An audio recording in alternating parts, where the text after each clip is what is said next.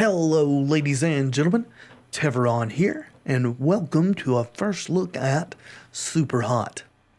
This is a different sort of game, as might be evidenced by the interestingly DOS-esque menu here. Although, unlike DOS, in which you had to manually input all commands through the keyboard, they have given us a bit of a GUI interface here to make things a bit easier. The game itself, once we actually get into playing it, is perpetrated on the idea that time only moves when we move. It's set up in a first-person shooter sort of viewpoint, though it's actually much more of a puzzle game than a first-person shooter, and you will see what I mean when we actually get into looking at some things here. There are also other things that we can do in the menu. There's settings, which is gameplay options and graphics and whatnot, of course, but there are also little things to explore, like demos and games. I'll show you one of those. Here's Tree Dude. You may recognize this. It's been done many times before. We chop this tree down, and you see I got hit by the branch. The goal is to not get killed by a branch. And you can play this, but that is not what we are here for. So let's go ahead and look at our settings really quickly here. We have controls. We can adjust our mouse sensitivity or invert the y-axis. It also adjusts sensitivity for the gamepad if you're using a gamepad to play. Graphics options are a little bit limited, but I have found them to be okay, sufficient. There is Gamma, V-Sync. We can use presets, which I'm using a custom one. Shadows, we got low and high is it. There's no medium. Anti-aliasing on or off, and that's FXAA1. And then chroma aberration, which I think I never actually messed with it because I wasn't sure. I think it's actually these glow that we see like from the red. Maybe? Doesn't actually seem to be. So I don't know what the chroma aberration is, but I left it on anyway. In audio, we do have separate master, music, and effects volume. There is no voice acting in the game, so there's no need for a separate slider for that. In our gameplay folder, there is simply lock or unlock physics, and as the text here indicates, they recommend that you do not lock physics, as it can cause some weird things in the game, so I have left that off as well. And then you've got restart, which will reset your whole game and erase your progress. I don't want to do that, because I have completed the game. I did not do it in a single sitting, though the main game is fairly short. I would estimate that it took me 3-ish, maybe 4 hours to go through it, and it may take you longer or shorter depending on how well you're able to complete each level. But there is much more to the game than the actual campaign, though the campaign was very enjoyable and the story is kind of mind-bending. But after you do that, you unlock endless mode, challenges, and you can go back through each of the levels. And what is interesting about that is each level has a secret, 2 of which I have found, in addition to actually just getting through the game. First of all, just to take a look at what this game is about, let's go ahead and go through endless mode. Now, I will say that if you're booting up the game for the first time, your menu will look different to what mine looks like. You will have a lot fewer options here because many of these things don't unlock until you've actually completed the campaign itself. and I've only got the very first endless arena unlocked. I actually don't know what it takes to unlock. Oh, okay, that's what it takes. So we have to score 30 or more kills on the lab to unlock the next one. I have not done that. But let's go ahead and go in here and see how many I can get on the lab. Show you a bit of gameplay. Alright, so we have to remember that time only moves when we move. Check that no one else is around. We can hot switch using the E key, change bodies, and we don't have to worry about killing the body that we jumped from, because when you jump from a body, it dies. That is not an ability that you have from the beginning of the game. As we toss a television here and grab a pistol, you get it partly into the campaign. I can't actually remember how far in you get it. I don't think it's too far though. I think I had it for most of the game as I was playing. And now we have no weapon, so we have to be very careful. Scoot around here and punch to the face. Grab the pistol and kill Shotgun Man while we turn around to deal with this guy whose gun we stole. Throw it. Oh. Well, either I didn't manage to kill the Shotgun Man, or he shot before he died. So we died. We got 4 kills there.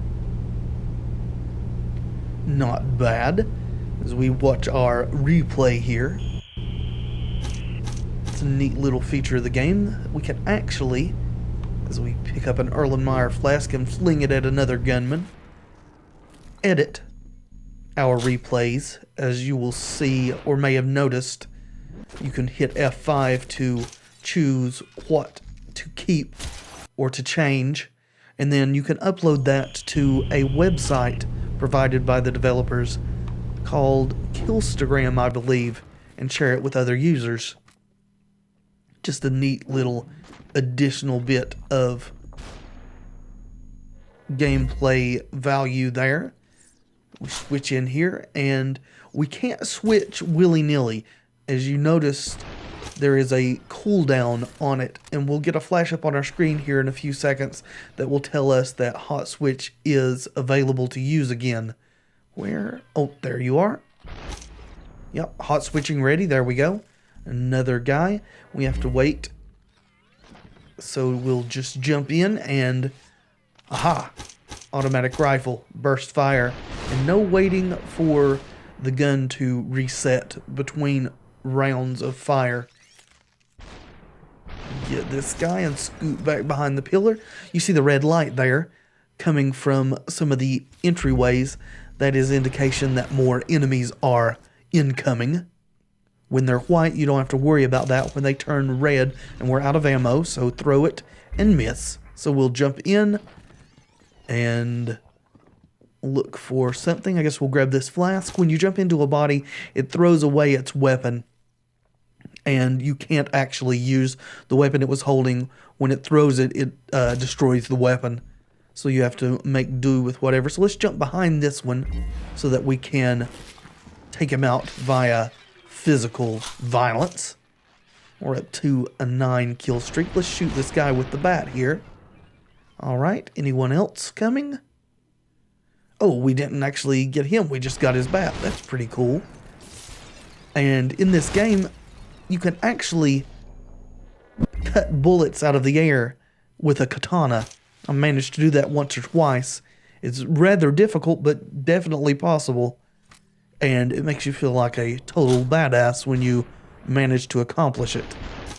Use cover here. Up to 14. Hot switching ready. Oh, but we didn't get a chance to do that. Well, we managed to kill 15. Let's watch the replay just a little bit here. And I think, as we saw, that if we get up to 30, we could unlock the next arena, but I'm not going to attempt to do that in this video. I will do that in my own time. Okay. Besides the endless mode, which is endless, just with different arenas that you can unlock, we also have challenges. And I've only done a little bit of the first one, which is katana only. And then there is also speed runs, which I have not tried yet, and other things which you can unlock. And I'm not actually sure what those are, but judging by the rest of the game and what I've seen of these speed runs, or not speed runs, but endless mode and katana only challenge, should be very entertaining. Let's go ahead and play a little bit of katana, shall we?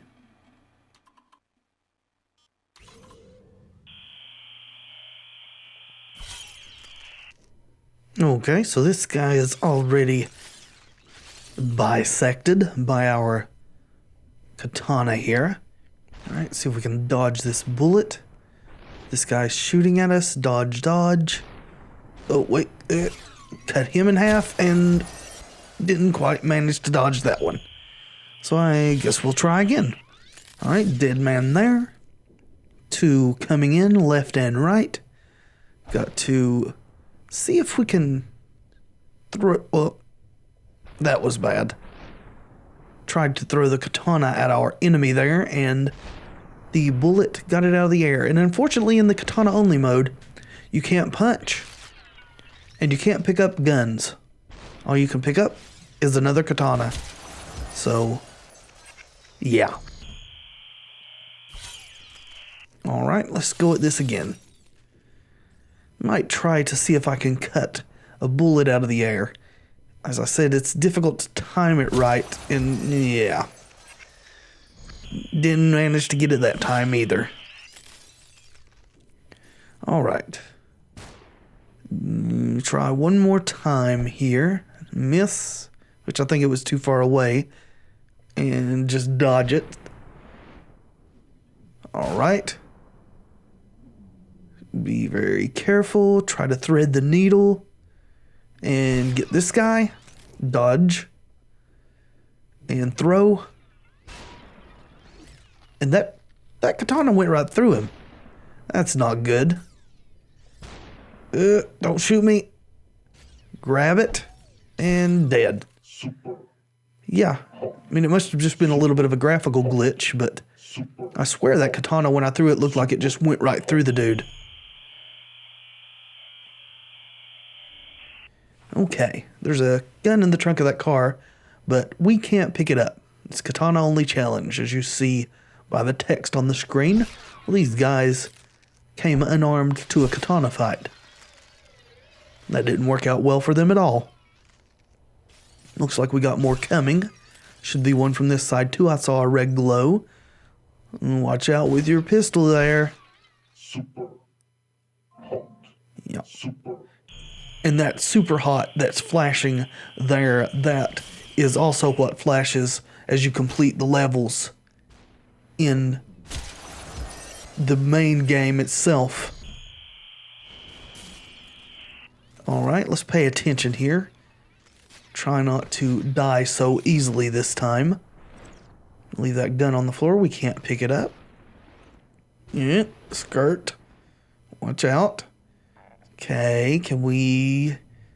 Is it past? It's past us. Good deal. Don't want to throw the katana, because we need it to kill these guys. Can we get there? Come on. Not quite. Are we not quite close enough? And I'm dead. Alright, let's go one more time here. Okay, dodge, dodge, dodge. Dodge, dodge, dodge. Oh. Get through. 2 is exponentially harder than dodging one gunman. Well, you get the idea. Also, I don't want to play through the campaign and spoil the story for you, because it is, as I said, rather mind-bending and interesting. Some might say it draws from other sci-fi works, and you will know what I mean once you get into that. But I would like to show you what the deal is with the secrets, so that you have some idea of what you can be looking for within the game. So let's look at the first one here.